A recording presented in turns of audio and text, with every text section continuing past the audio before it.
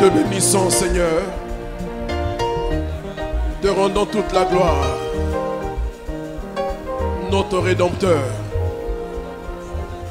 notre joie, notre bonheur, notre soutien, notre secours. Merci d'avoir croisé notre route un jour et d'avoir changé totalement notre vie. Reçois la gloire ce matin, l'honneur, la puissance, la louange qui te sont dues, le Dieu d'éternité. Seigneur, quelle assurance avons-nous auprès de toi? Tu es une source sûre et nous pouvons rester tranquilles parce que celui qui tient nos vies est digne de confiance. Béni sois-tu, Seigneur, toi le roi qui était, qui est et qui vient. Béni sois-tu, Seigneur. Amen.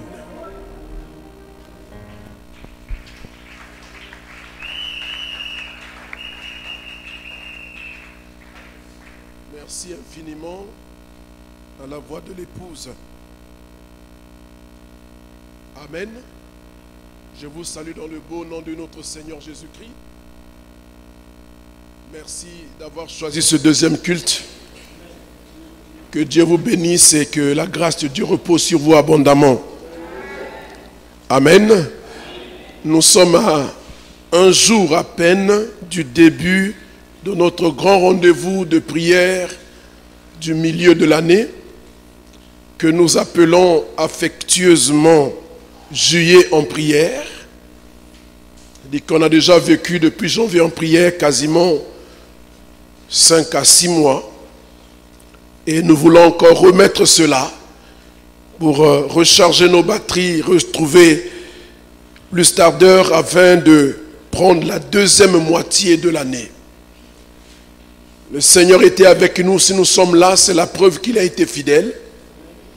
Et nous voulons continuer avec lui parce que nous savons qu'il est fidèle. Donc nous allons saisir cette occasion pour introduire ces moments de prière que nous allons avoir à partir de demain lundi,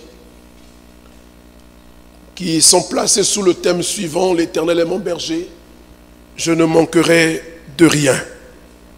Amen. Amen. L'Éternel est mon berger, je ne manquerai de rien.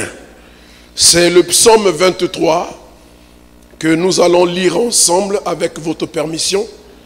Je vous serai reconnaissant de vous lever, s'il vous plaît. Et nous allons lire ce psaume en chœur, tous ensemble. Il y a à peine 6 versets. Normalement que tout enfant de Dieu sérieux, aimant Dieu et désireux de vivre sous la grâce de Dieu, devait l'avoir mémorisé par cœur. Amen. Mais tout le monde va nous le mettre au tableau et nous allons y aller tous ensemble. 1 et 2. L'Éternel est mon berger, je ne manquerai de rien. Il me fait reposer dans de verts pâturages. Il me dirige près des eaux paisibles. Il restaure mon âme. Il conduit dans les sentiers de la justice à cause de son nom. Quand je marche dans la vallée de l'ombre de la mort, je ne crains aucun mal, car tu es avec moi. Ta houlette et ton bâton me rassurent. Tu oins d'huile ma tête et ma coupe déborde.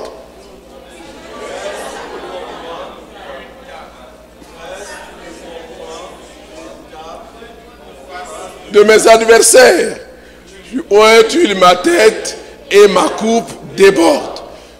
Oui, le bonheur et la grâce m'accompagneront tous les jours de ma vie et j'habiterai dans la maison de l'Éternel jusqu'à la fin de mes jours.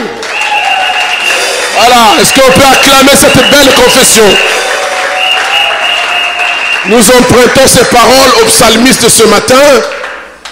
Je dis que nous empruntons ces paroles au psalmiste ce matin pour exprimer nous aussi notre foi envers l'Éternel, le Dieu qui est allé nous chercher alors que nous ne le connaissions pas, qui est allé nous arracher des ronces de l'ignorance, de la boue du péché, pour nous établir dans sa maison et faire de nous ses enfants, et qui plus est pour certains d'entre nous, ses serviteurs. Alléluia.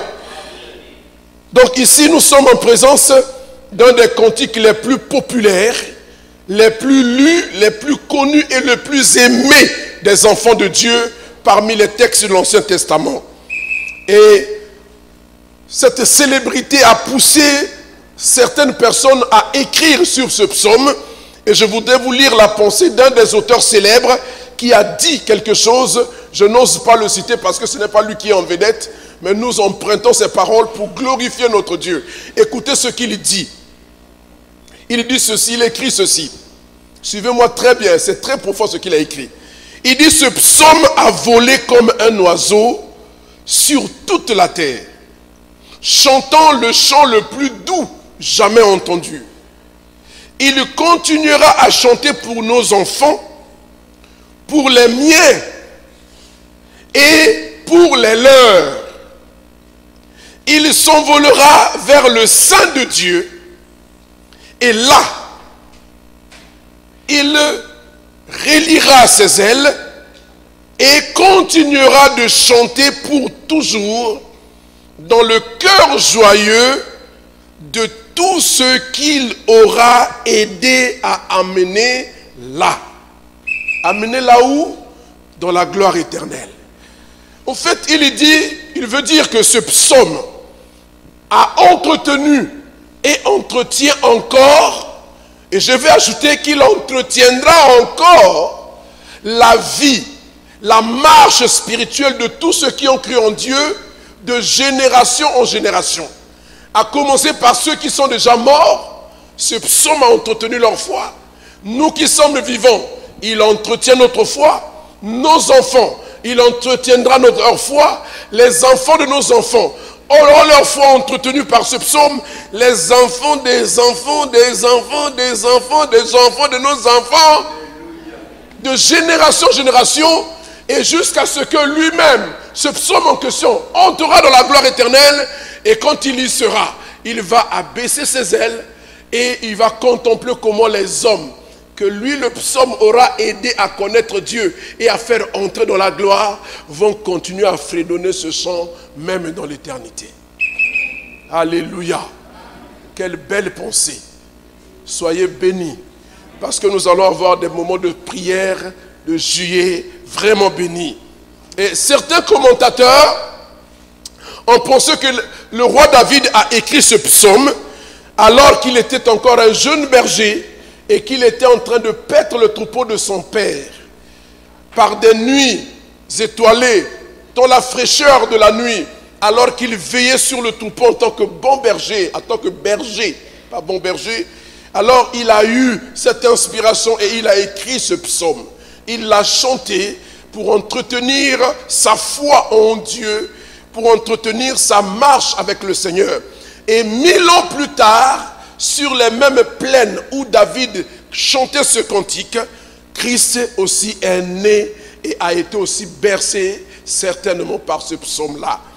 D'autres encore pensent que le psalmiste a écrit ce psaume probablement alors qu'il se trouvait dans le tabernacle qu'il avait érigé lorsque l'arche de l'alliance a quitté Silo et qu'elle avait fait escale pendant quelque temps chez Obed-Édom, dont la maison a été bénie, et le roi David installé sur le trône d'Israël dans la cité de David est allé récupérer l'arche de l'alliance dans la maison d'Obed-Édom, dans un tohu-bohu de chants de louanges, et pendant que l'arche venait pour venir s'installer dans la tente qu'il avait construite pour accueillir l'arche, David dansait devant cette grande procession qui accompagnait la gloire de Dieu qui entrait dans Jébus, qui était alors une cité des Philistins que David avait conquis par un combat décisif.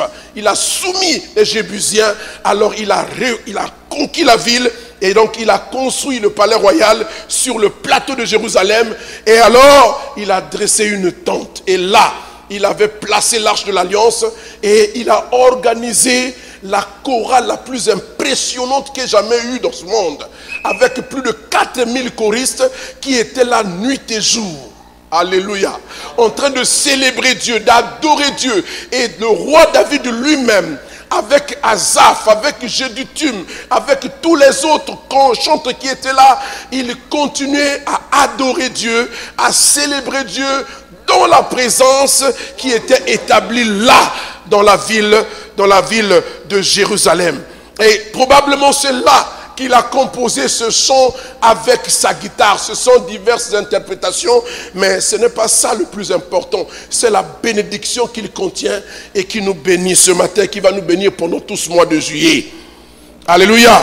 Et la foi de ce jeune berger a été entretenue, a été nourrie par des expériences qu'il a faites avec Dieu, qu'il a pu compter dans ce psaume qui est en réalité une évocation de son vécu avec Dieu.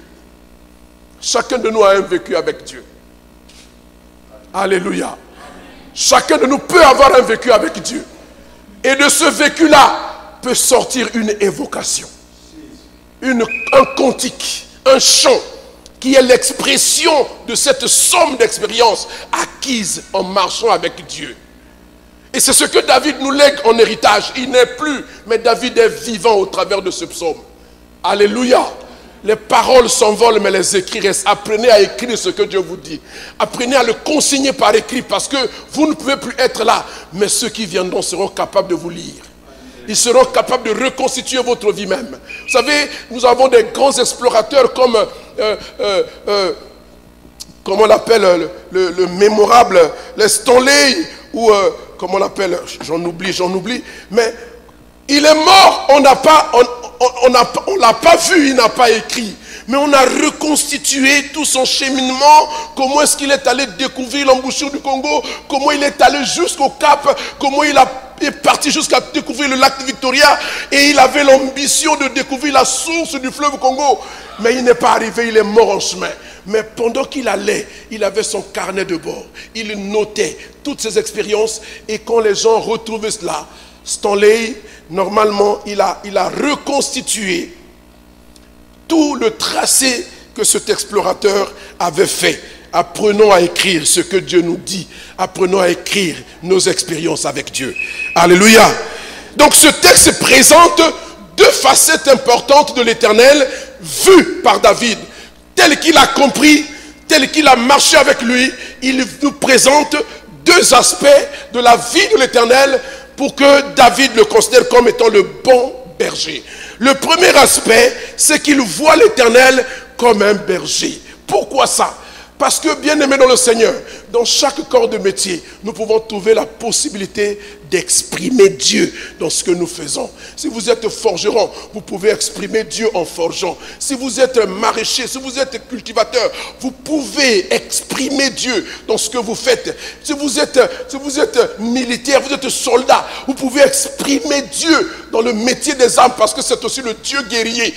Il n'y a pas un seul domaine où Dieu ne se manifeste pas. Alléluia. Donc il voit l'Éternel comme un berger. Pourquoi? Parce que lui-même a été berger. Et c'est derrière les brebis que Dieu est allé le prendre pour l'établir sur le trône d'Israël. Alléluia. Rien n'est impossible à Dieu. Je veux te dire, si les choses ne sont pas encore là où tu les attends, il ne faut pas désenchanter parce que Dieu est encore en train de travailler. Il n'a pas fini de faire dans ta vie. Il n'a pas fini d'agir dans ta vie. Ne désespère pas. David ne pouvait pas imaginer que derrière les brebis, on jouait sa petite guitare, en chantant, en passant la nuit à la belle étale, pendant que ses aînés étaient à la maison, en train de se dorloter. Lui, il était à la plaine. C'est pourquoi Dieu, quand il a fallu établir le roi d'Israël, il n'est pas allé chercher des paresseux, il n'est pas allé chercher les sommeilleux, il n'est pas allé chercher les distraits, il n'est pas allé chercher les rêveurs. Il est allé chercher un homme d'action, un car qui a des expressions, qui a des inspirations, qui se tient là et qui entend Dieu le parler. Il est allé le prendre, il n'avait rien, il n'avait pas d'instruction, il ne savait que paître les brebis. Et Dieu a dit, si tu as pu paître les brebis, alors tu pourras paître mon peuple. Bien aimé dans le Seigneur, les rois en Israël étaient toujours vus comme des bergers, les bergers du peuple. Et dans une nation, le président de la République est comme le berger. Alléluia. Alléluia.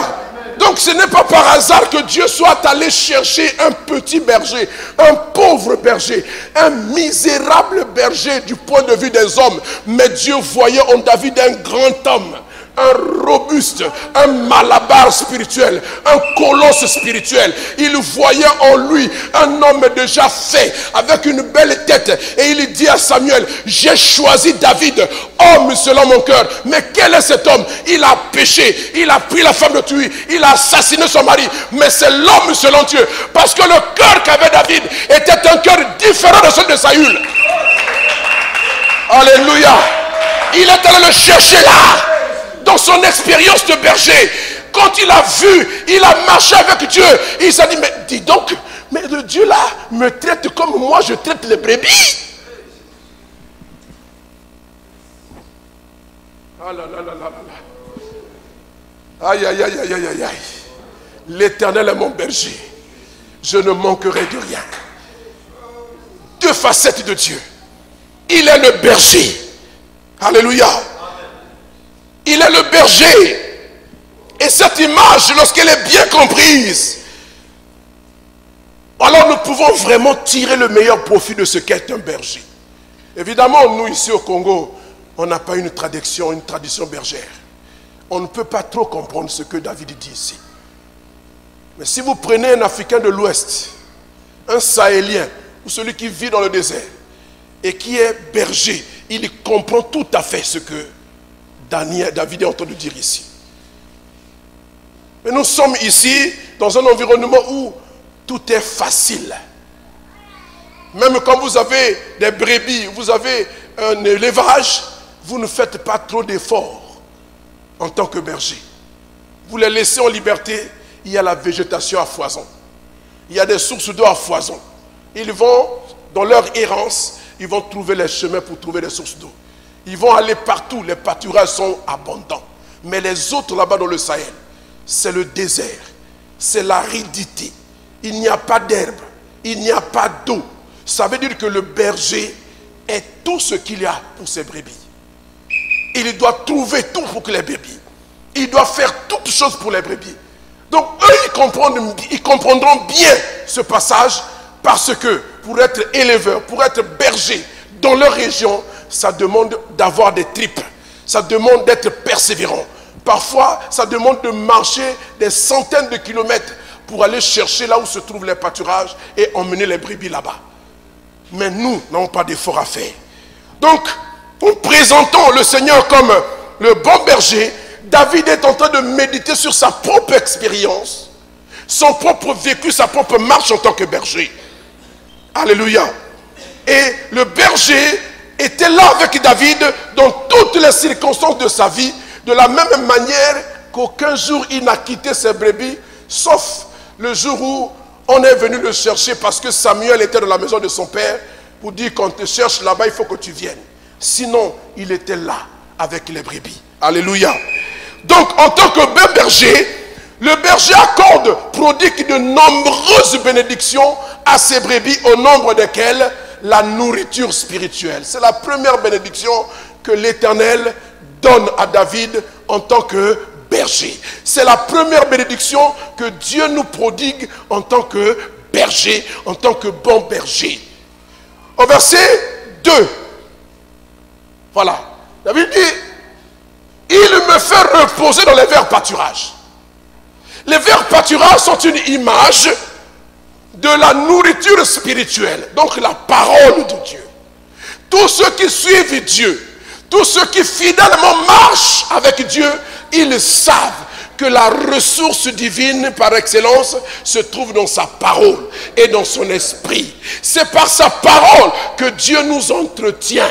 C'est pourquoi le jour où le diable a mené Jésus sur cette montagne et qu'il a jeûné 40 jours, il a eu faim. Le diable a regardé, il a vu que le type avait faim. Il dit, si tu es le Fils de Dieu, ordonne que ces pierres deviennent de pain et que tu manges. Jésus a répondu, l'homme ne vivra pas de pain seulement, mais aussi il vivra de la parole de Dieu. Alléluia. La parole de Dieu est une nourriture spirituelle. C'est la nourriture de notre âme. C'est la nourriture de notre esprit. En être privé, c'est devenir malade. En être privé, c'est mourir. Donc David sait qu'en tant que berger, il avait la responsabilité de fouiller partout et de trouver les vers pâturage. Et il a compris que Dieu fait autant. Bien-aimé dans le Seigneur, Dieu a déposé des trésors dans sa parole. Elle est intarissable, cette parole. Elle est profonde. Pour ceux qui aiment les profondeurs, ils trouvent les profondeurs de la parole. Elle régénère, elle restaure, elle fabrique l'homme, elle conçoit l'homme nouveau. Elle est capable de vous former, de vous formater, de vous reformuler. Vous étiez un voleur, un tricheur, la parole est capable de changer votre cœur. Ceux qui vous prêchent la parole, ce sont des anciens bandits, des anciens impudiques, des anciens voleurs, des anciens tricheurs. Alléluia. Mais au contact de la parole de Dieu, lorsqu'ils se sont reposés dans les verts pâturages, leur cœur a commencé à être changé. Ils ont écouté la parole. Ils l'ont reçue dans leur cœur. Ils l'ont acceptée comme étant la parole de Dieu. Et elle a commencé à travailler dans leur cœur. Elle a commencé à changer des valeurs, les antivaleurs en valeurs. Elle a commencé à changer leur vision du monde. Elle a commencé à changer leur réalité de vie. Elle a commencé à changer leur tard en bénédiction. Elle a façonné leur vie, de sorte que ce sont des gens différents maintenant. Quand on les voit, oui, c'était un ex-voleur. Mais maintenant, c'est un enfant de Dieu. Alléluia. David, lui aussi, a expérimenté cela. Un ex-bandit, un ex-violeur, un ex-adultère, un ex-assassin. Dieu a changé son cœur. Il est devenu le roi mémorable d'Israël. Alléluia. Qui a porté Israël par le bras. Il a porté Israël à bras le corps. De sorte que désormais la vie d'Israël est liée à David. Vous comprenez? Alléluia. Tout comme le berger, l'Éternel conduit David dans les verts pâturages, comme étant la parole de Dieu pour l'aider à devenir un homme nouveau, un autre homme, le berger d'Israël. Alléluia. La Bible dit que si vous êtes fidèle dans les petites choses, Dieu va vous confier des grandes. Parce qu'il était fidèle à surveiller le troupeau, à paître, à le mener dans les verts pâturages et à leur faire trouver du repos. Bien-aimés, nous trouvons du repos dans la parole. Je connais des gens qui sont venus à Dieu traumatisés, dépassés par des événements, n'arrivant plus. Lorsqu'ils ont été au contact de la parole, la paix de Dieu a commencé à s'établir dans leur cœur et ils ont trouvé le repos. Alléluia. Et la Bible dit que celui qui demeure à l'abri du Très-Haut, il repose à l'ombre du Tout-Puissant. Parce que la parole nous donne du repos. Là où notre esprit s'agitait, là où nous étions troublés par les besoins de la vie, par les soucis du quotidien, la parole est venue apaiser notre cœur. Et nous sommes rentrés dans le repos. Alléluia. Alléluia. Celui qui suit le Seigneur, celui qui marche avec le Seigneur, ne manquera pas de nourriture spirituelle convenable. Et moi je bénis toujours le Seigneur pour la grâce qu'il nous a fait. Ce n'est pas de l'orgueil, mais il faut savoir aussi apprécier ce que Dieu vous a donné et ce qui se fait. Si nous ne sommes pas capables d'apprécier ce que nous faisons, il va être difficile que nous puissions l'améliorer, que nous puissions progresser. Je crois que Dieu nous a bénis ici à la CERF, parce que nous avons une qualité de parole. Il y a une saine émulation, il y a une grâce qui coule ici, qui nous permet d'écouter la parole qui convient, la parole qui change. Si tu viens ici et que tu écoutes ce qui se dit ici, que tu restes le même, tu as un sérieux problème. Tu as un sérieux problème. Ah oui, il faut qu'on t'examine à la loupe, qu'on te passe au scanner. Il y a quelque chose qui ne va pas. Alléluia. Et nous sommes heureux d'avoir été bénis par Dieu de la sorte. Et nous nous battons et nous travaillons. On ne se contente pas de ce que l'on a, mais on continue à travailler pour l'améliorer, pour le développer. Et vous serez bénis, encore bénis, encore bénis. Et déjà, à partir de demain, vous êtes bénis. Soyez fidèles et soyez réguliers. Vous allez voir, il y a des trésors dans ce texte que nous allons étudier pas à pas, jour après jour. Alléluia. Mais la nourriture spirituelle n'est pas la seule bénédiction que l'Éternel, que David a perçu que Dieu est capable de donner, mais il a vu aussi que Dieu accorde aussi le rafraîchissement spirituel.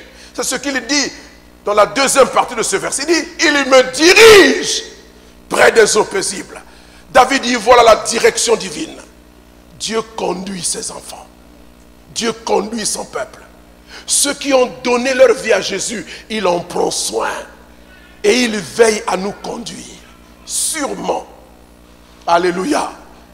Il nous conduit près des eaux paisibles. Mais le travail du berger était double. Après avoir amené les brebis au pâturage, il savait que les brebis devaient aussi se désaltérer. Et généralement, c'est au bord des points d'eau que les brebis venaient aussi prendre du repos.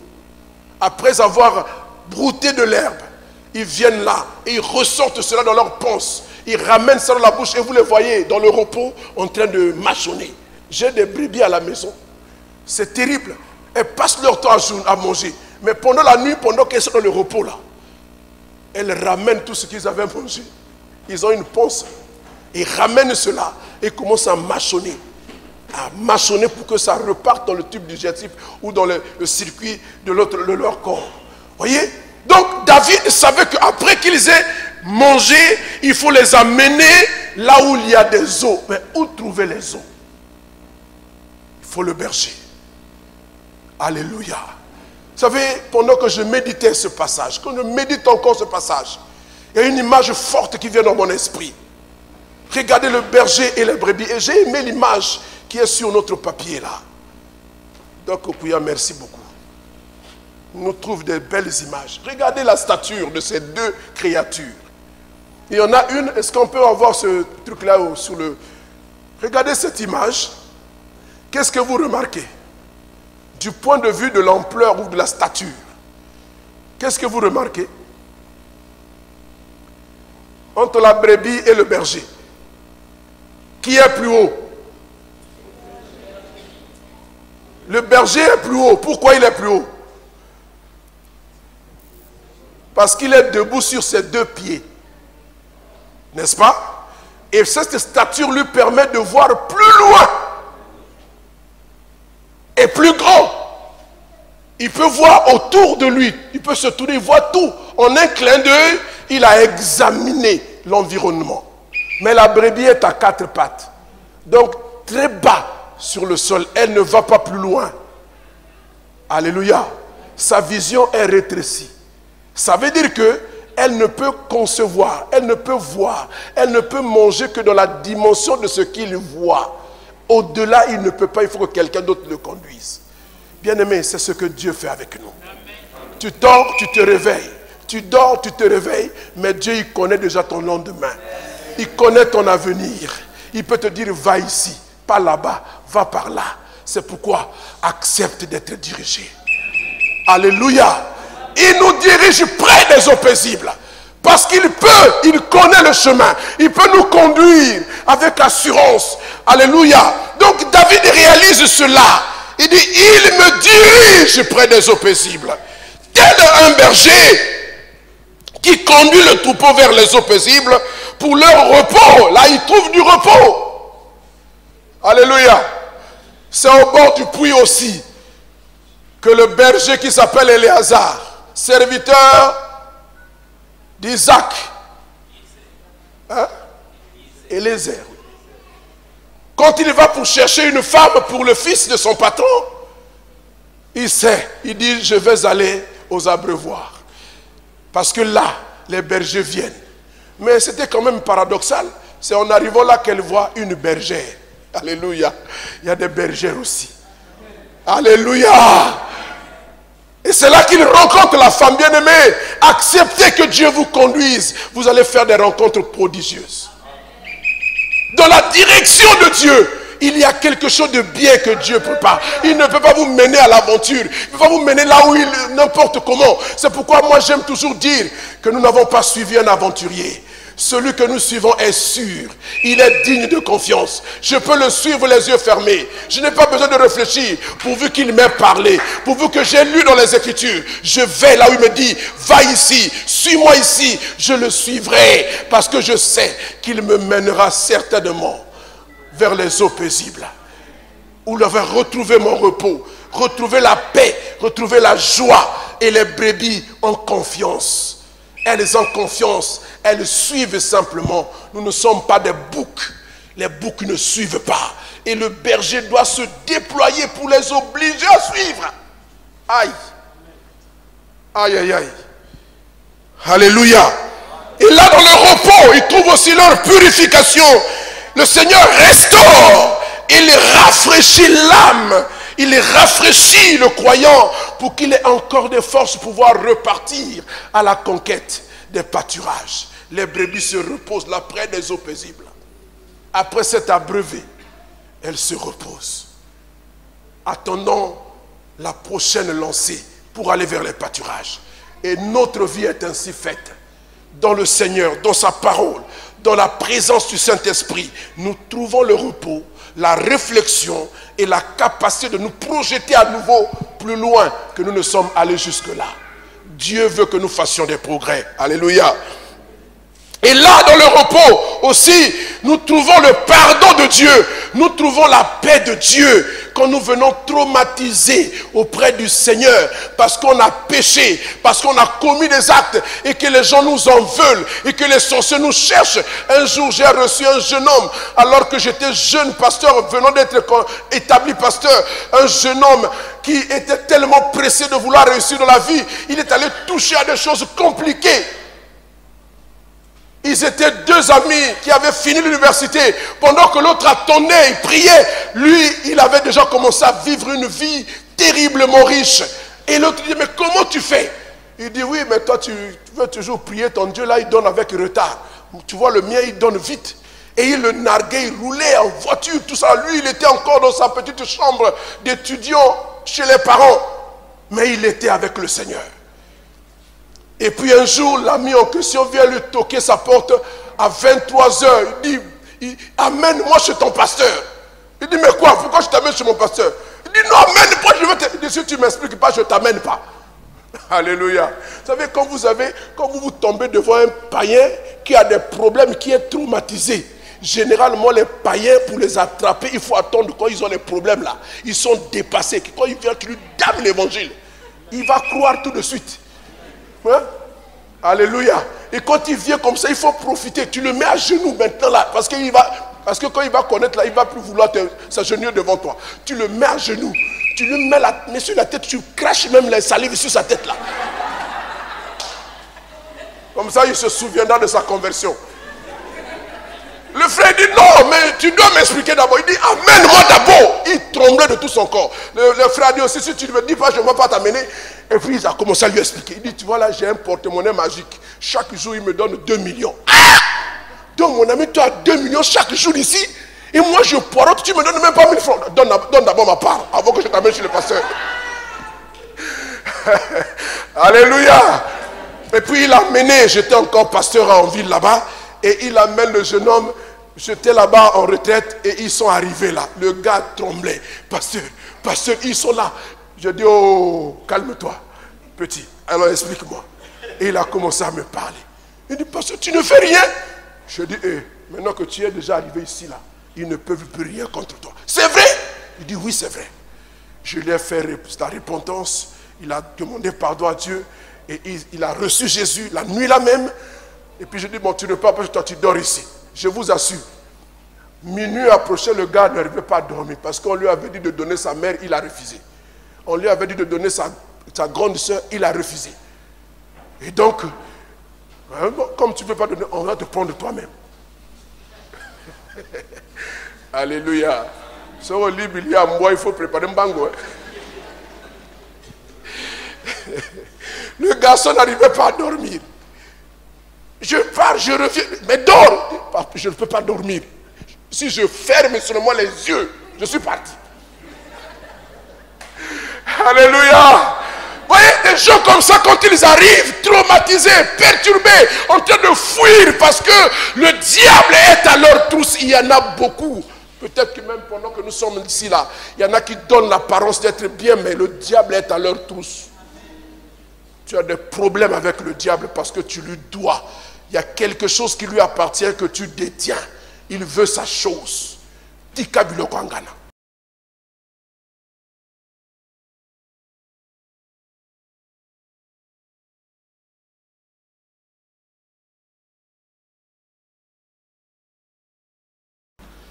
Alléluia. Et tu trouveras le repos. C'est là que le Seigneur nous accorde le pardon. Sa miséricorde se manifeste. Et nous voyons que jamais personne ne nous a aimés de cette manière-là. On ne peut que lui faire confiance. Vous voyez, David a vécu ça aussi. Alléluia. La troisième bénédiction, c'est la conduite dans les sentiers de la justice. Conduire sur les sentiers de la justice. Il dit, il me conduit dans les sentiers de la justice à cause de son nom. Dieu se sent en responsabilité à partir du moment où nous avons fait confiance en lui. Nous lui avons donné nos vies, nous lui avons confié notre destinée. Il en prend soin et au nombre des responsabilités qu'il ressent pour nous, il doit nous conduire dans la justice. Il y a longtemps qu'on a baigné dans l'injustice, dans la méchanceté, dans les malversations, dans la tricherie. Nous avons fumé, nous avons mangé, nous avons reçu des présents d'injustice, de corruption de tout genre. Et quand nous venons dans le Seigneur, après nous avoir donné le repos, il dit plus jamais sur les sentiers de l'injustice. Maintenant je te conduis. David a vécu cela. Le Dieu d'amour qui a connu, qui l'a rencontré, a fini par le conduire sur ces sentiers-là. Et il peut le témoigner. Quel homme il était. Alléluia. Dans le bon berger, il connaît le chemin qui mène vers la bergerie éternelle de Dieu. Là où nous serons recueillis pour l'éternité. Mais pour y arriver, il faut passer par le chemin de la justice. Mais lui, il le connaît. Nous sommes injustes, corrompus jusqu'à la moelle épinière, incapables de faire du bien. Mais le Seigneur dit, fais-moi confiance, je te conduis, obéis seulement. Bien-aimé, parfois quand tu ne peux pas, quand tu ne comprends rien, ce n'est pas la peine de négocier avec les Écritures. Obéis, fais comme Dieu te dit de faire. Alléluia. Et il te rendra la justice. Il te mènera sûrement vers la bergerie. Et il va assurer, s'assurer que tu ne te perdes pas en chemin. Jésus a dit à son Père, de tout ce que tu m'as donné, ces gens étaient à toi, tu me les as donnés au milieu du monde. Je les ai gardés et aucun d'eux ne s'est perdu, sauf celui qui devait se perdre. Jésus, lorsque tu lui donnes ta vie, il va te conduire sûrement. Tu ne te perdras pas. Si tu t'égares, il est capable de laisser les autres et d'aller te chercher. Nous sommes des mauvais bergers. Je disais aux jeunes hier ici que nous avons perdu beaucoup d'enfants de Dieu. Nous sommes des mauvais bergers, minables, nuls, incapables de compter les brebis. Je vous assure, dans la réforme qui va venir, je vais compter les brebis. Pour une église, n'a compté 1, 2, 3, 4, 5, 6. Bazalaka 10. Mais 10e Bazawapi. Ah bon, Botikala. Chantez, adorez le Seigneur, moi je vais chercher la brebis égarée. On a trop perdu. Des chrétiens d'une heure, des chrétiens de 30 minutes, des chrétiens d'un jour, des chrétiens d'un mois, des chrétiens de 2 semaines, des chrétiens d'un an. La farce ou non, c'est terminé. Bien aimé, nous voulons des candidats sérieux pour le ciel. On ne veut pas des plaisantins. Alléluia. Alléluia. Voyez, il s'assure de ne perdre personne. Il s'assure qu'il conduit toutes les brebis. Comment sait-il qu'il y en a 100 et qu'il y a une qui manque? Comment on peut savoir ça? Tu as 100 brebis et il y en a une qui manque. Comment tu sauras? Si tu ne les comptes pas. Alléluia. Si je commence à compter, si quelqu'un me comptait, je vais lui casser la gueule. Ah oui. Je vais vous compter. Nous vous compter bino 1, il connaît 1, 2. Au lieu de tu vas me demander d'explication. Alléluia. Alléluia. Voyez la responsabilité que le Seigneur a. Et David perçoit cela parce qu'en tant que berger, il savait le nombre de brebis qu'il avait. Et il était prêt à aller au danger parce qu'il y en a une qui était prise dans la gueule du lion. Alléluia. Et le Seigneur le fait pourquoi? Pourquoi il veut nous conduire dans les sentiers de la justice? J'ai aimé ce bout de phrase. À cause de son nom. À cause de son nom. Bien aimé, sachez une chose. Si vous avez une foi sincère et que vous avez donné votre vie à Jésus, vous comptez pour Dieu. Est-ce que vous m'entendez? Vous comptez. Il vous connaît. Il sait que sur votre vie est invoqué son nom. Il est obligé de vous conduire. C'est pourquoi parfois il y a la discipline dans l'église. Parce qu'on veut que personne ne se perde. Même dans une maison, dans une famille normale, on réprime les indisciplinés pour les ramener dans les rangs. Si vous êtes fils, vous avez droit au châtiment. Parce que le nom de l'Éternel est invoqué sur vous. Vous êtes comptés là-bas au ciel. Et la liste qui est au ciel ne désire pas qu'il y ait des retranchements de noms. Il doit y avoir seulement des ajouts. Que des ajouts, pas des retranchements. Est-ce que vous comprenez ça? C'est pourquoi Dieu se fait un poids d'honneur. Il se fait un devoir de nous conduire dans la justice. Et conduire dans la justice, c'est au travers les enseignements que tu écoutes dans l'église. Tu écoutes, tu comprends, tu gardes et tu pratiques. Voyez? Vous avez la chance, hein, que Dieu vous donne des bergers comme nous autres là. Je suis en train de dire que vous avez la chance. Non, la chance ce n'est pas le mot biblique. Vous avez la grâce. Parce que nous, on ne falsifie pas les Écritures. On ne les tripote pas pour des buts inavoués. Tels qu'elles sont écrits, à moins qu'on ait mal compris. Ou alors à moins qu'on n'ait pas assez de lumière. Sinon, le souci, c'est de la communiquer telle qu'elle. D'aider à la comprendre. Parce que vous devez pratiquer. On ne peut pas pratiquer ce qu'on n'a pas compris. Quand on a compris, on pratique aisément. Et on sait à quoi on va aboutir. Dieu le fait à cause de son nom. La réputation de Dieu est en jeu. Tu dois savoir que dans ta vie, tu portes la réputation de Dieu. C'est pourquoi je dis toujours que dans le Seigneur, nous n'avons plus de vie propre. Nous n'avons plus de volonté propre. Nous n'avons plus de vie privée. Oh, mes problèmes, c'est mes problèmes. Ah oui? Parce que tu es devenu notre soeur, notre frère. Si tu fais mal, on doit te punir pour te ramener sur le droit chemin.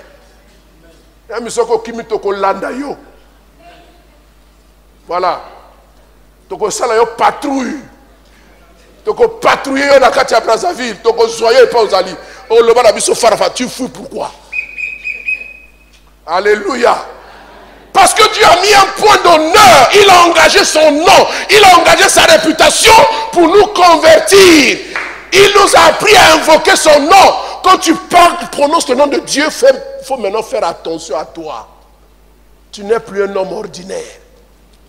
Tu es connu de Dieu. Tu es enregistré au ciel. Tu as une carte. Alléluia. Dieu te connaît. Attention à ce que tu fais. Même le monde aussi te connaît. Quand tu vas commencer à vouloir faire comme il dit, oh, toi aussi. Pourquoi ils te disent toi aussi? Parce qu'ils savent que tu n'es pas de leur. Comment tu peux faire les choses comme eux? Oh, on a ma camarade. Biso moto yibaka. Biso moto salaka ekobo. Biso moto salaka pite. Yo salaka makambo anate. Oh, comment ça le kola biso pour nini?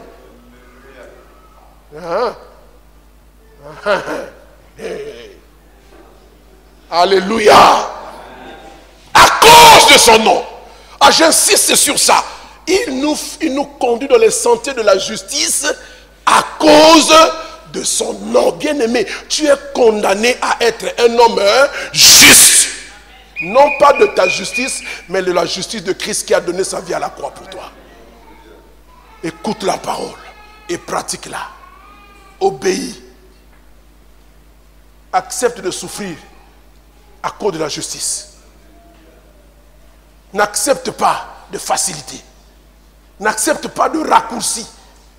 N'accepte pas d'interrompre certaines choses pour aller plus loin parce que tu veux parvenir. Non, va dans le train que Dieu te donne d'accomplir. Attends le temps de Dieu. Et d'ailleurs, si tu n'as rien, tant pis, on s'en fout. Il y a un trésor qui nous attend, qui est de loin meilleur. Alléluia. Il ne faut pas nous mettre dans des conditions difficiles, dans des situations compliquées. Les chrétiens commencent à nous mettre dans des situations compliquées. Vous voyez? Faut pas te trouver à bout. Faut pas parler comme ça. Tu avais choisi de suivre Dieu, non? Comment tu peux dire que tu n'arrives plus? Il faut tenir. La vie chrétienne est une vie de persévérance. Les mamans nous ont enseigné ici que la Sunamite a remporté la victoire parce qu'elle était persévérante. Les choses ne seront pas toujours faciles. Mais il faut attendre. Même si le mari ne vient pas, on s'en fout. Il ne faut pas nous faire des courts-circuits comme ça, après vous nous mettez en difficulté. Hein? Après on ne sait plus quoi faire. Il faut trouver maintenant des compromis, des trucs bizarres, parce que tu sais que c'est pas ça. Ça ne doit pas être comme ça, non. Hein? Je ne vous dis pas d'être à ma place, pasteur. Hein? C'est compliqué, les gens vous amènent des dossiers compliqués. Mais pourquoi tu es allé te mettre là? Alors tu te sens aussi comme obligé de... Il faut qu'on s'ungaye caca. Hein? Oh. Non, c'est compliqué, il faut nous aider. À cause de son nom, le nom de l'Éternel, à cause de son nom, faites attention au nom de l'Éternel. Faites attention. Il doit te conduire, il te conduira. Il veut te conduire. Mais il veut que tu adhères à sa direction. S'il veut te conduire, que tu ne veux pas être conduit, aussi au moins un camion, c'est ça bien. On l'a vu virer à gauche, à virer, non. On lui colle comme au soir. Il n'arrive plus à fonctionner. Il commence à te poser des problèmes. Tu as même envie, tu dis, j'ai même plus envie d'avoir la voiture. Hein? Quand une voiture fonctionne bien, tu oublies même que tu as la voiture. Tu es dedans, tu oublies même que tu es dedans. Mais quand ça commence à faire fou, la bougie, tu commences à avoir des soucis, tu appelles les mécanos, il faut sortir et ça commence à te dépenser plus que ta propre femme. Quelle est cette femme-là bizarre que j'ai eue comme ça, qui me sort tout l'argent tous les jours? Hein? Elle est exigeante. Alléluia. Dieu veut nous conduire. Il faut se laisser conduire par Dieu. Il a mis sa réputation. Il a mis son honorabilité en jeu. Et nous avons le devoir de le glorifier. Hein? Alléluia. La quatrième bénédiction que Dieu nous prodigue et que David a perçue dans la vie de l'Éternel en tant que berger, c'est la protection et la sécurité. Ce qu'il dit au verset 4. Il dit, quand je marche dans la vallée de l'ombre de la mort, je ne crains aucun mal car tu es avec moi. Ta houlette et ton bâton me rassurent. Quand il est un poète, il choisit les mots. Quand tu as fait l'être comme moi, les mots ont un sens. Les mots sont expressifs. Voyez? Il dit, quand je marche dans la vallée de l'ombre de la mort, c'est une expression qui veut simplement dire quand je suis en danger. Un danger qui soit capable même d'être un danger de mort. C'est-à-dire ce danger-là, si je n'y prends garde, il peut m'entraîner. Regardez l'image qu'il prend, une vallée. La vallée, c'est l'espace creux qui se trouve entre deux montagnes. Mais il y a des vallées qu'on appelle même des canyons. Vous connaissez qu'un canyon, une vallée tellement escarpée que vous vous retrouvez là-bas, pas moyen de ressortir. Alléluia. Donc David prend cette image-là. Parce que certainement un jour, une de ses brebis s'est retrouvée dans la vallée. Il a fallu qu'il descende dans la vallée pour aller la récupérer là-bas. Et la brebis était en danger de mort.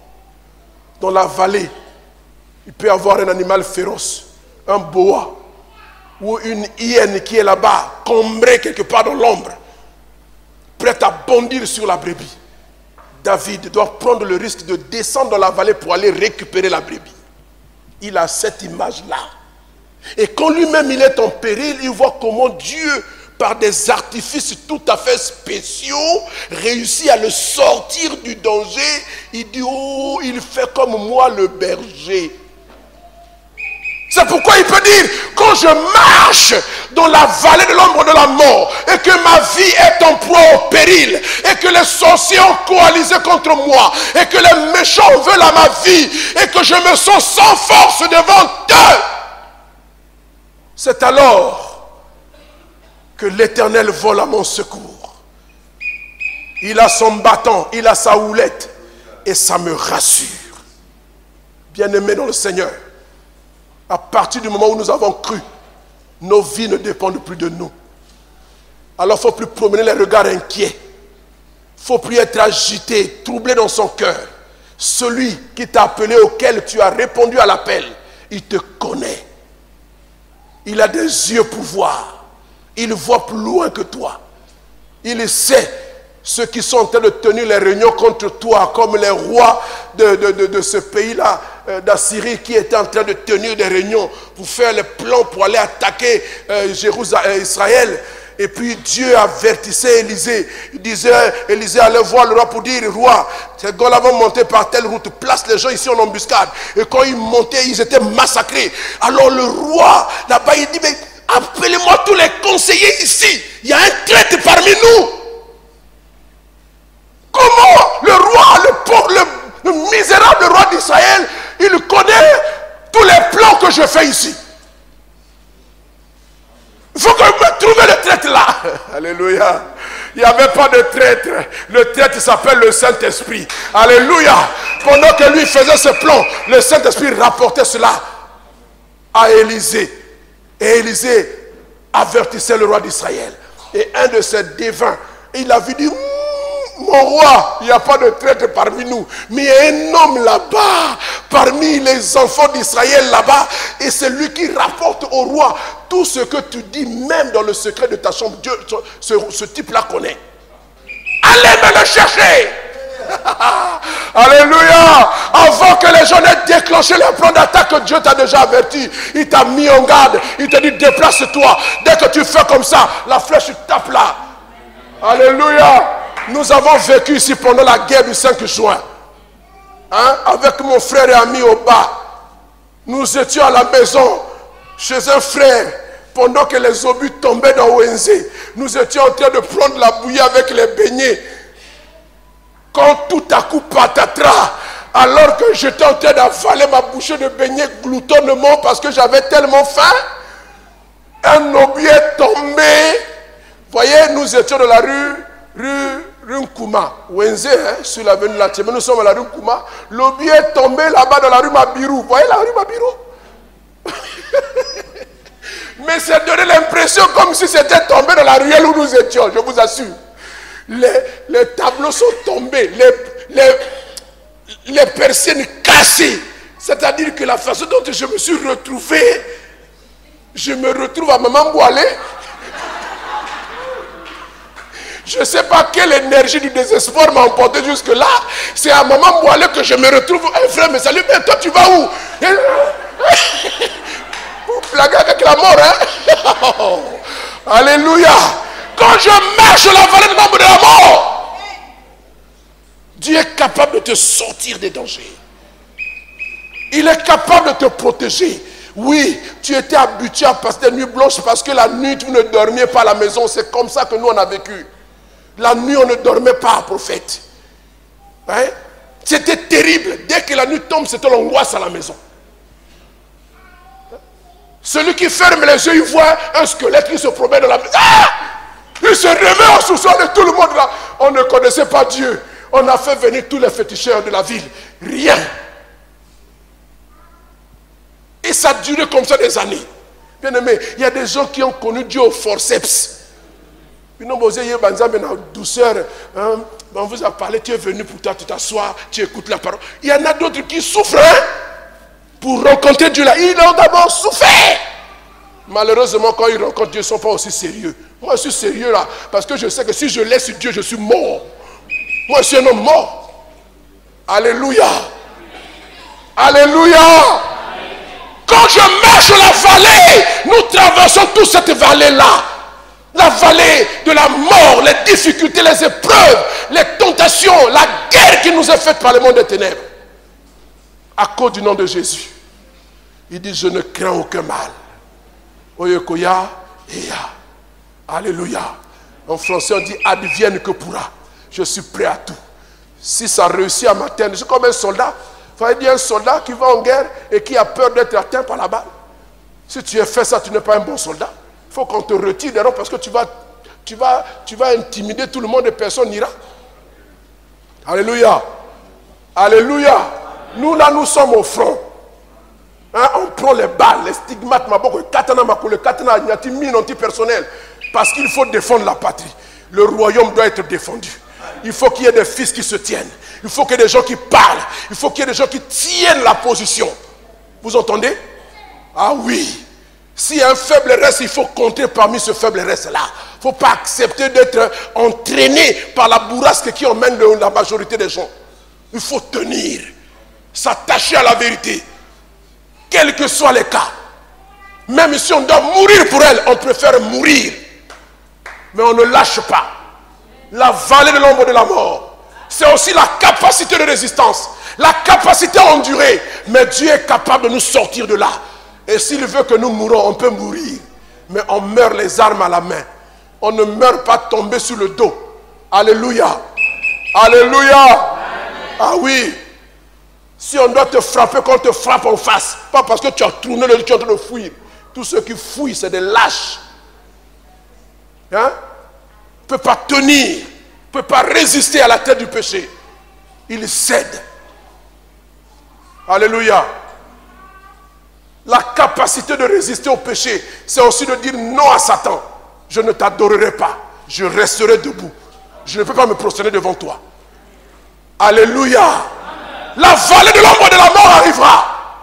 Peut-être que tu passes déjà par cette vallée. Mais je veux te dire, ne crains rien. Parce que celui qui t'a appelé, il est capable. Il a les moyens. Il a les ressources. Il a les capacités. Alléluia. On a programmé un accident contre toi. Mais la voiture va faire accident, mais toi tu sortiras indemne. Ah oui. Il y a un frère qui m'a raconté, dit, leur véhicule a fait accident, mais lui il se retrouve à la chaussée, au bord de la chaussée, en train de regarder les gens qui sortaient du véhicule accidenté, les pieds cassés, mais lui il était dedans. Comment il s'est retrouvé là en train de regarder les autres? La vallée de l'ombre de la mort. Dieu l'a sorti de là. Il dit, celui-ci m'appartient. Il ne peut pas subir le même sort que les impies. Vous entendez? C'est pour ça que l'enlèvement, c'est une forme aussi d'extirpation de Dieu, de la vallée de l'ombre de la mort. Il va nous sortir de là. Il dit, ceux-ci sont les miens. Allez, venez ici avec moi. Alléluia. Alléluia. Oh, vous êtes bénis. Vous êtes bénis d'avoir un Dieu comme ça. Il faut arrêter de tergiverser. Il faut arrêter de raisonner. Il faut suivre ce Dieu-là, un point c'est tout. Je ne crains aucun mal. Car tu es avec moi. Quand je suis en danger, c'est que Dieu est en danger. Alléluia. Il est avec moi.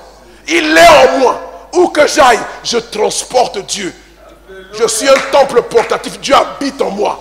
Qui va mettre ma vie en péril? Alléluia. Alléluia. Il faut que vous compreniez la parole. C'est aussi simple que ça. Je ne crains aucun mal. La mort ne m'engloutira pas. Pourquoi? Parce que tu es avec moi. Hein? Tu es avec moi. Dieu est avec moi. Qu'est-ce qui peut m'arriver? Si ça m'arrive, c'est qu'il veut que ça m'arrive. Et s'il veut que ça m'arrive, c'est que c'est mon temps. Je vais rentrer à la maison. Même la mort, je ne la redoute plus. Moi, je n'ai pas peur de mourir. Hein. Alléluia. Ceux qui ont peur de mourir là, c'est ceux qui ne sont pas au rendez-vous avec Dieu. Attends. Hein? Ils savent. Mais celui qui marche avec Dieu, il est serein, il est tranquille. Parce que Dieu est avec lui. Ta houlette et ton bâton me rassurent. Ce sont les deux armes ou les deux instruments du berger par excellence. Il a la houlette et il a le bâton.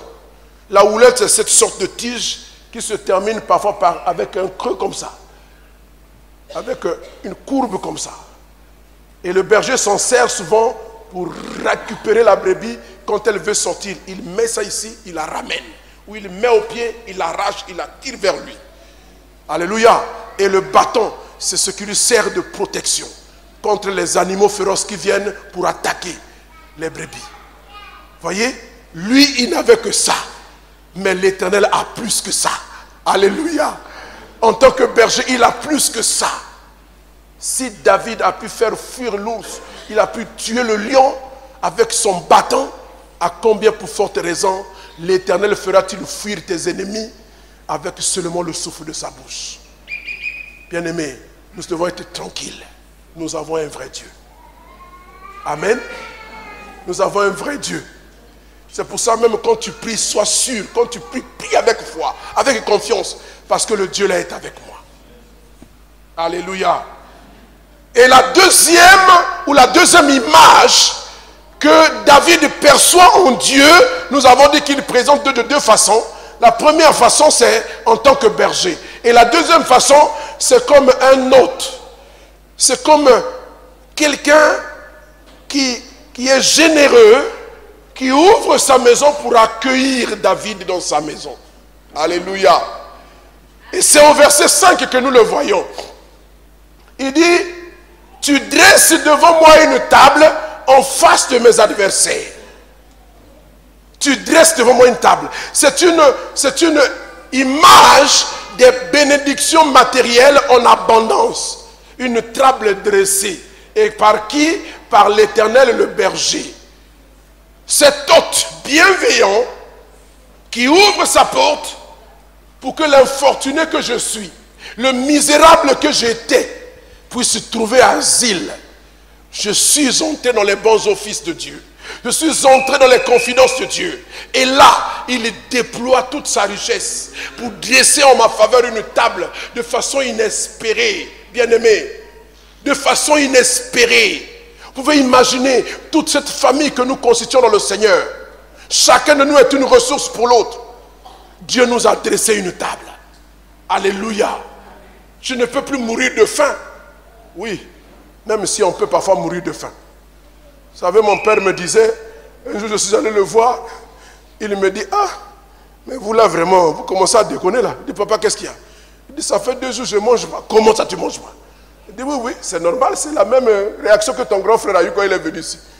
J'ai dit, mais papa, comment quand même, nous tous là, personne. Il dit, oui, oui, pendant que toi tu penses que Constantin a donné l'argent, Constantin te dit que toi tu as donné. Et pendant que tu penses que l'autre là-bas a donné, finalement, je me retrouve là, je ne sais pas, personne n'a donné. J'ai réfléchi, oh, mais le vieux là a une sagesse. Hein. Alléluia. Mon temps, ça n'a pas débélé. Akola lanzala. Si, akola lanzala. Akola lanzala parce que celui-ci dit que si moi je ne vais pas, le grand frère est passé certainement. Et le grand frère dit, oh non, comme je suis retiré là, le petit frère habite à côté là-bas, il est déjà passé. Et comme ça, de raisonnement, chacun de nous, il n'est pas parti. Et le vieux est resté affamé 2 jours, pauvre de lui. Alléluia. Ce n'était qu'une parenthèse. Je suis en train de dire que l'Éternel n'est jamais en retard. Vous voyez? Quand les hommes peuvent réfléchir comme ça, mais dans les services de Dieu, il n'y a pas ce genre de choses. Parce que le service est toujours ponctuel. Il dresse la table. Alléluia. Une table bien achalandée. Avec un repas copieux. Avec tous les plats exquis du monde. Hein? Alléluia. Et tu peux manger des mets exquis, succulents. Il dresse. Tu regardes là. Dieu, oh Seigneur est bon. Alléluia. Et Dieu sait dresser des tables. Et quand tu montes à cette table-là, vous voyez la particularité ici, c'est quoi? C'est qu'il te dresse cette table. C'est-à-dire qu'il te bénit. Parfois, il est ironique. C'est tellement ironique. Avec l'ironie, c'est un langage de style que Dieu utilise beaucoup, l'ironie. Il utilise des choses pour montrer à tes ennemis que vous ne valez rien. Donc, c'est mon kanda. À ça, on a pour dire que cela m'appartient. Tout ce que vous pouvez faire, ça ne marchera pas. Voyez, je lui dresse une table. Hein? Quand le diable va t'accuser, la plus qu'un tel a fait ceci, Dieu te dresse une table. Il ne sait pas que tu as péché, tu t'es repenti déjà. Dieu te dresse. Comment tu lui dresses une table? Les adversaires sont là et ils sont nombreux. Alléluia. Et tu te délectes. Tu ne manges pas, mais tu te délectes. Alléluia. De tous ces mets succulents. L'ennemi te regarde avec... Mais pas moyen. Le bon berger est là. Essaye, tu vas voir. Alléluia. L'Éternel dresse une table. Et il le dresse en face. Pas en cachette. Oh non, on dirait vrai. C'est évident, c'est vrai, c'est réel. Ils sont obligés de constater ça. Mais comment il a fait? Mais comment il a pu? Tout ce qu'on a fait, ça n'a pas marché. Ils ont pris toutes les coalitions dans le monde entier, ils sont allés jusqu'en Inde, jusqu'au Bénin, ils ont pris les gens du vaudou. Ils viennent rien n'y faire. La table est dressée. Et tu manges. Je veux te dire, frère, ne désespère pas. Tu as un Dieu. Tout le problème, c'est nous-mêmes. Alléluia. Moi, j'ai aimé ma fille. Pendant la semaine, c'est Sarah elle-même. Oui, Dieu avait fait la promesse. Elle a même ri de la promesse. Elle s'est dit, ah, est-ce que ça là? Ça là, c'est pas possible. Dans le petit ganga tranquille. Mais quand Dieu est parti, elle est restée en elle-même. Elle est rentrée en elle-même. Il dit, celui qui m'a parlé là, c'est le Créateur. C'est celui qui a déplacé mon mari de Ur en Chaldée pour l'amener ici. Il a dit ça. Et puis moi j'ai ri. Seigneur, pardonne-moi. Elle a commencé par là. Et après, elle a cru. Parce que le texte dit, parce qu'elle a cru que celui qui avait fait la promesse est... Alléluia. Alléluia. Celui qui a fait la promesse est fidèle. Donc il a dit, il va dresser. Il dresse. Il ne va pas dresser, mais il dresse déjà. La table est déjà dressée. Ouvre seulement tes yeux, tu vas la voir. Alléluia. Et puis, il dit, tu oins d'huile ma tête et ma coupe déborde. Un rafraîchissement. Une vie abondante. Quand Dieu nous bénit, c'est une bénédiction abondante.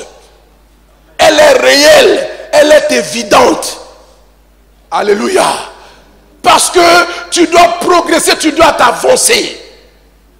Elle est évidente pour que tu ne sois pas dans les soucis. Voyez, ça ne veut pas toujours dire que Dieu va te donner beaucoup d'argent. Mais le peu que tu as te suffira. C'est le contentement. Il y a des gens qui savent se contenter de ce qu'ils ont. Et ils s'organisent et ils vivent bien avec le peu qu'ils ont. Sans souci. Ils ne sont pas gloutons. C'est-à-dire qu'ils sont su faire un tri pour voir qu'est-ce qui est nécessaire à la vie. Et c'est ça. Avec ça, ils vivent tranquillement, peinards. Et avec le superflu, ils bénissent l'œuvre du Seigneur. Et Dieu les bénit. Alléluia. Alléluia. Vous voyez, on nous a parlé d'un missionnaire américain à Kinshasa. Il s'appelait M. Boyer, un Américain. Il travaillait, je crois, dans un élevage et on lui payait un maigre salaire.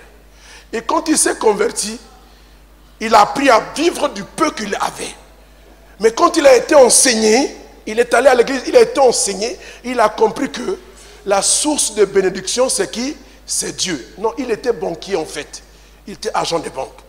Et puis, il a décidé finalement, non pas de donner sa dîme, donc le 1/10, mais lui, il a fait le contraire.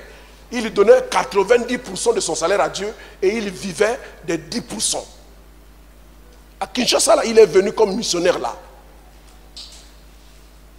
Et il a continué donc à servir Dieu de cette façon-là. Et Dieu a commencé à le bénir.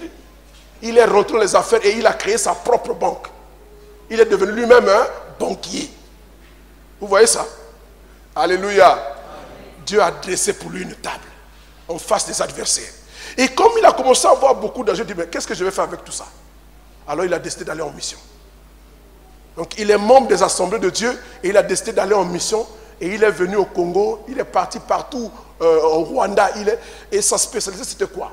Vous voyez le style, ceux qui connaissent un peu les missions américaines, ils ont un style qu'ils appellent les tabernacles. C'est-à-dire que des églises préconstruites, ils viennent, tout est construit depuis là-bas, et ils viennent en pause seulement. Il y en a plein à Kinshasa, nous on n'a pas ça beaucoup ici. Il y en a plein. Et l'une des églises, là où nous prions à côté de la faculté, là où nous, l'église de la Bannière, une extension de la borne, c'est lui qui a construit cette maison-là. Et eux, plus tard, bon, ils ont agrandi, ils ont modifié. Donc, il a conçu comme ça des églises, les écoles bibliques, partout. Et quand il finissait dans tel pays, il allait dans un autre. Ainsi de suite. Il n'est plus en vie, il est mort. Mais il y a une association qui a pris le relais et qui continue à faire le travail que lui, il avait commencé. Dieu l'avait tellement béni qu'il a laissé la banque que les autres géraient et lui, il était maintenant sur le champ missionnaire. Alléluia. Vous voyez? Donc, si Dieu doit nous dresser une table, ce n'est pas pour que nous puissions prouver aux gens que nous sommes quelqu'un. Non. C'est pour servir Dieu avec. Alléluia. Hein? Et c'est une vie abondante. Vous voyez?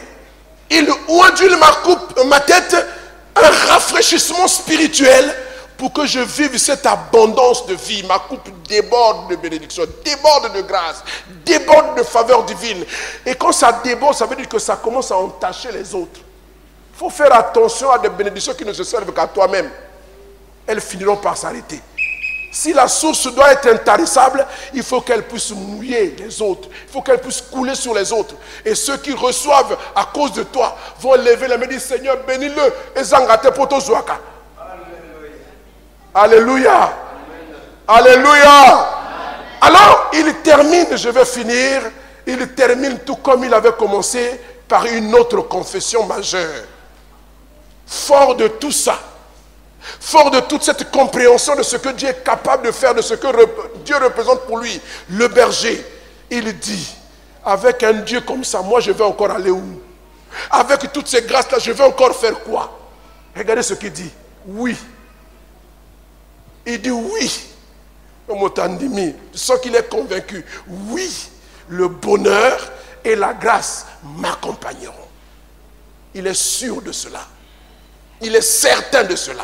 Il est convaincu de cela. Parce que tant qu'il reste attaché à Dieu, ce sont les réalités qui seront son partage. Et il dit, tous les jours de ma vie, et moi j'habiterai dans la maison de l'Éternel jusqu'à la fin de mes jours. Alléluia. Au-delà des aspects eschatologiques que ça peut avoir, mais c'est avant tout d'abord la confession d'un vivant qui a une expérience réelle avec Dieu, vivante avec Dieu. Il dit, avec tout ça, tel que je l'ai connu, tel que j'ai compris Dieu, partant de ma propre expérience en tant que berger, et à la suite de tout ce que j'ai appris de mes pères, comment Dieu les a sortis de l'Égypte pendant 40 ans, Dieu les a nourris, les vêtements qu'ils portaient n'étaient pas usés. Non, ce Dieu-là, je l'adopte. Il devient mon Dieu. Il était le Dieu de mon père, il est devenu aussi mon Dieu à moi. Faites tout pour que l'Éternel devienne votre Dieu. Qui ne soit pas seulement le Dieu que nous vous enseignons, mais qui devienne votre Dieu personnel. Il dit, le bonheur et la grâce m'accompagneront tous les jours de ma vie. Il en est convaincu parce qu'il sait qu'il va s'attacher à Dieu tous les jours de sa vie aussi. Et j'habiterai, c'est une confession, dans la maison de l'Éternel. Il dit que là où je suis, je resterai. Rien ne me sortira d'ici. Habiter, c'est demeurer. Quand on dit j'habiterai, ça veut dire que je prends des habitudes. Ça devient une coutume, ça devient une nature. La maison de Dieu, c'est mon style de vie. C'est anormal que je sois là et que je ne vienne pas dans la maison de Dieu. Ce n'est pas possible. Que je sois là, que je vive, que je respire, que je n'ai pas une communion avec Dieu, que je ne parle pas avec Dieu, que je ne lise pas la parole de Dieu, que je n'ai rien qui me rattache à mon Dieu de façon quotidienne, de façon permanente, journalière. J'habiterai. Habiter, c'est demeurer. A dit, je prends mes clics et mes claques, je viens habiter chez Dieu. Ou plutôt dire, Dieu habite chez moi. Alléluia. Dieu habite chez moi. C'est moi qui l'héberge, il est là-dedans. Alléluia. Alléluia. Dans la réalité nouvelle, Dieu habite maintenant chez moi. Ce n'est pas moi d'aller habiter. Si nous devions tous habiter ici, ce serait compliqué. Mais chacun de nous, Dieu habite en lui. Alléluia. Tous les jours de ma vie, c'est-à-dire une relation fusionnelle, permanente, intime à souhait. Tous les jours de ma vie. Alléluia. J'habiterai dans la maison de l'Éternel tous les jours de ma vie. Parce qu'il est mon berger. Je ne manquerai de rien. Ce n'est pas une escroquerie. Ce sont des paroles d'un homme avisé. D'un homme à expérience. Puissions-nous devenir ces hommes à expérience. Que Dieu vous bénisse.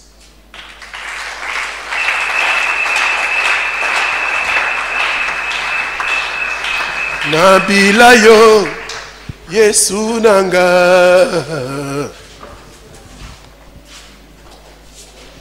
Ondeyo kolo nanga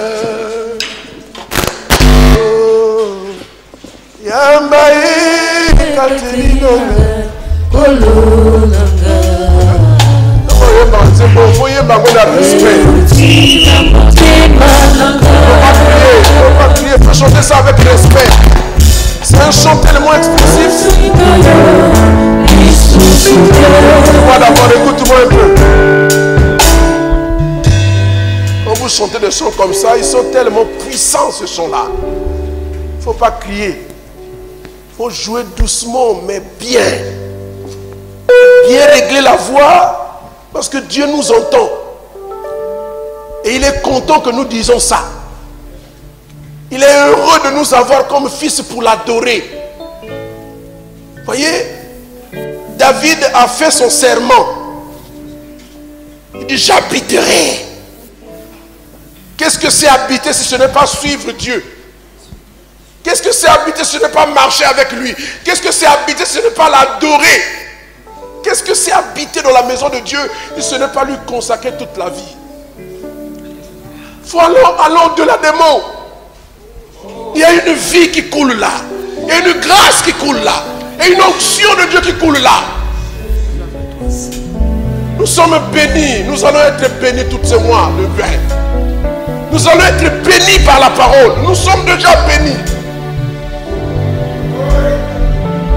Je croyais que pendant que tu m'entendais parler, tu commencerais déjà même à bénir le Seigneur. Il y a quelque chose que Dieu est en train de déposer ici. Peut-être tu ne le perçois pas, mais la grâce est en train de couler ici. Dieu est tellement réel, il est tellement vrai. Il est tellement près de nous. Il est vie là, en nous, nous l'hébergeons. Ce n'est plus un Dieu lointain.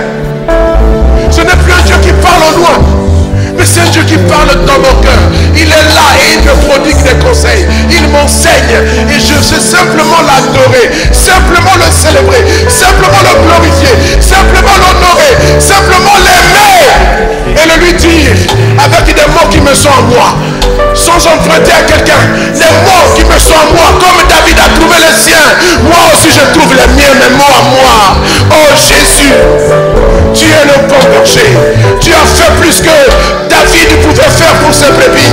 Tu es allé au-delà. Tu as donné ta vie pour sauver la mienne. Quel privilège j'ai de t'avoir.